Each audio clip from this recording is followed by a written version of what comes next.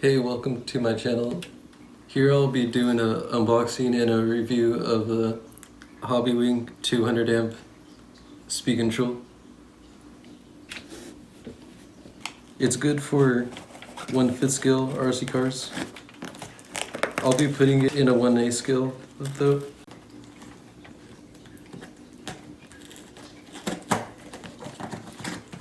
So the RC car I'll be putting this in is the Nomad.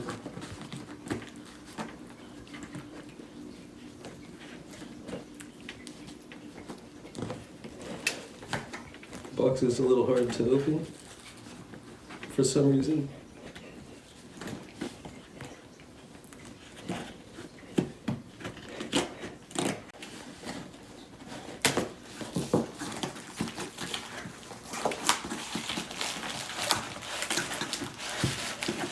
So I have one of these already. This is the same speed control I'm using in my Traxxas UDR. And it's been pretty good.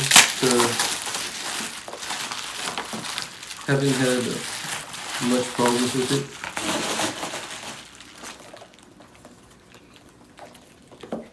And that's how the box looks.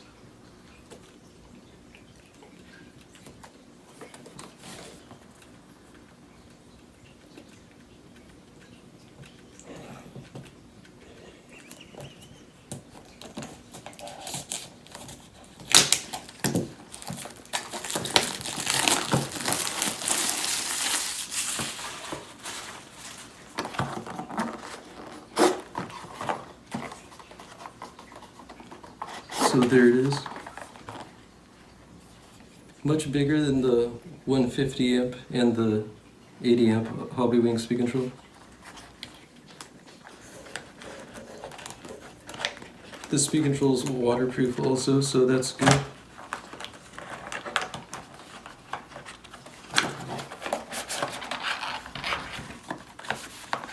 You get instructions, some stickers.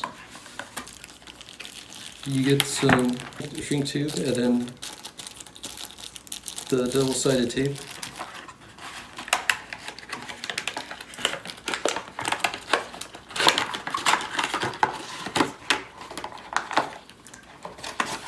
Those wires are pretty big on here. So just like the smaller Hobbywings, it's also programmable with the program card. And then the way you program it is if you stick the program card where the fan plugs into.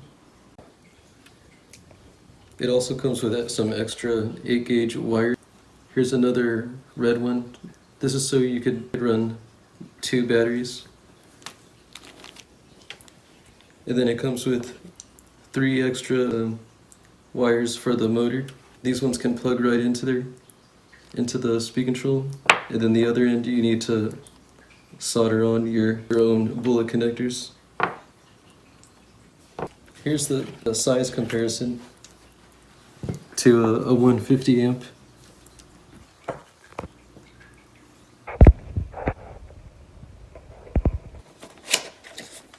The wires here for the motor, they're just a little bit smaller. They're 10-gauge wires, but it hasn't been a problem. The speed control has been pretty good. The only problem I've had was the fins on the fan have broken.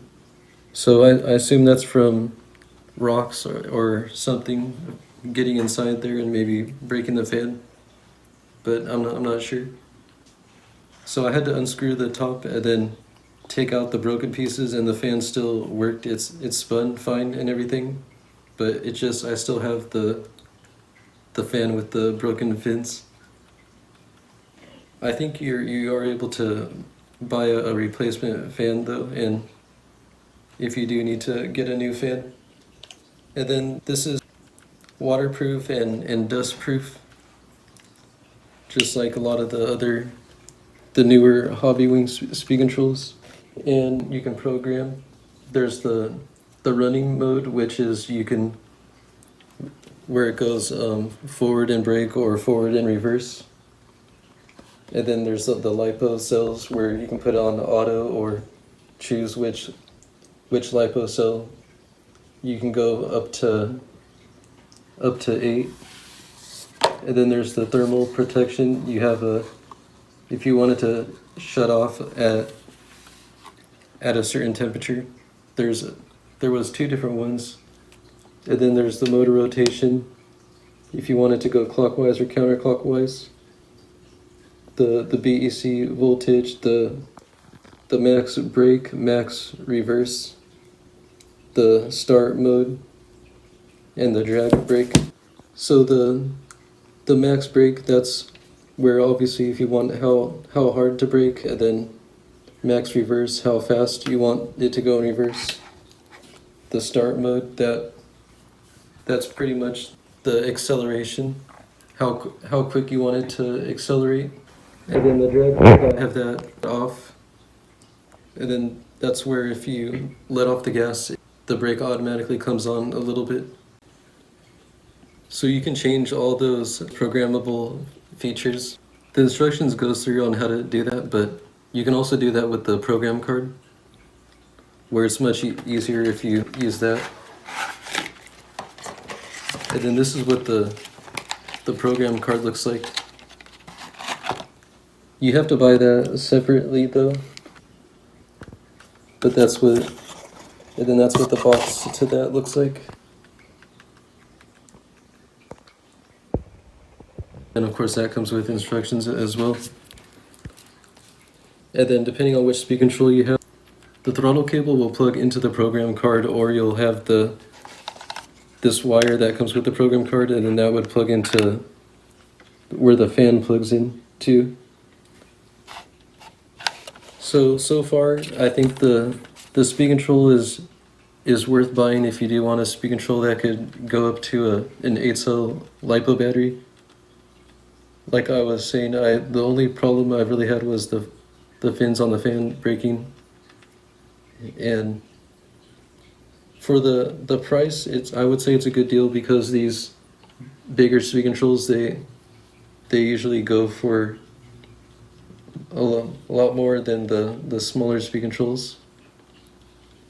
So yeah, that's about it. If you have any questions, feel free to let me know, and thank you for watching.